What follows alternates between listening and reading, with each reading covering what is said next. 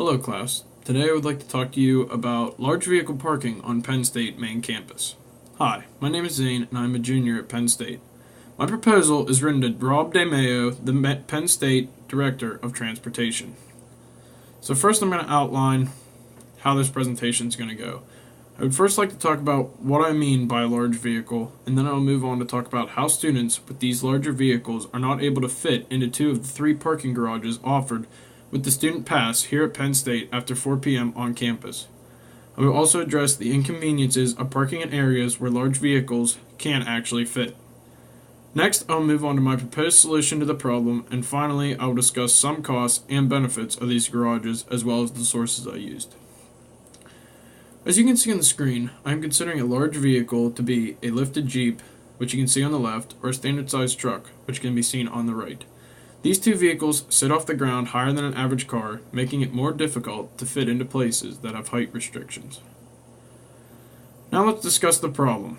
2 of the 3 parking garages offered at Penn State do not offer tall enough floor-to-ceiling heights to accommodate most trucks and Jeeps.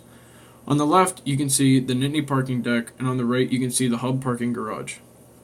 These garages both have a maximum height of approximately 7 feet.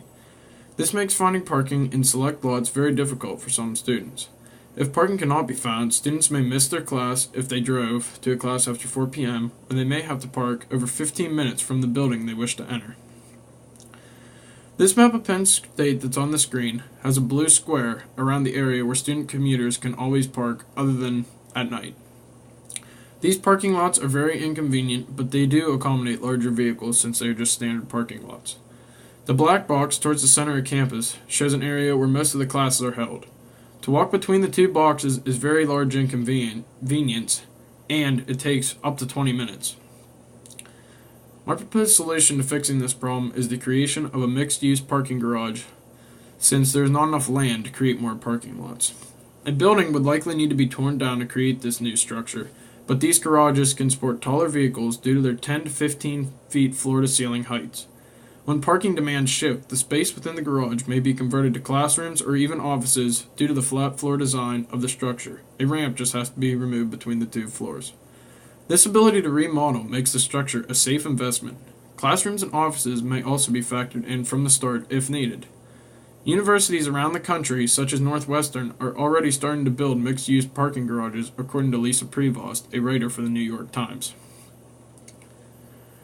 The creation of mixed-use parking garages is slightly higher than that of a standard parking garage. The Florida International University spent $55 million on their mixed-use parking garage, according to Nestler, a member of the International Parking and Mobility Institute. Now, even though the price is higher, there is ability to negate some of these costs. Along with parking, classrooms, and a health clinic, a cyber cafe was created within the Florida International University parking garage. Even though the cost is higher, revenue can be made through retail such as the cyber cafe. Also, it is cheaper to remodel a building instead of tearing one down and rebuilding. The ability to generate additional revenue outweighs the upfront costs associated with creating a mixed-use garage. For some of the sources, I used the New York Times, which gave me my initial thought on the mixed-use parking garage. It had information about other schools that were building these types of garages. Along with this, I used the International Parking and Mobility Institute, which gave the example of the Florida International University building a mixed-use garage and what was put into it, and an example of a cost. Lastly, I used Penn State Transportation Services to give details about Penn State's current parking garages. So in conclusion, Penn State needs to strongly consider the idea of a mixed-use parking garage to create convenient parking for larger vehicles on campus.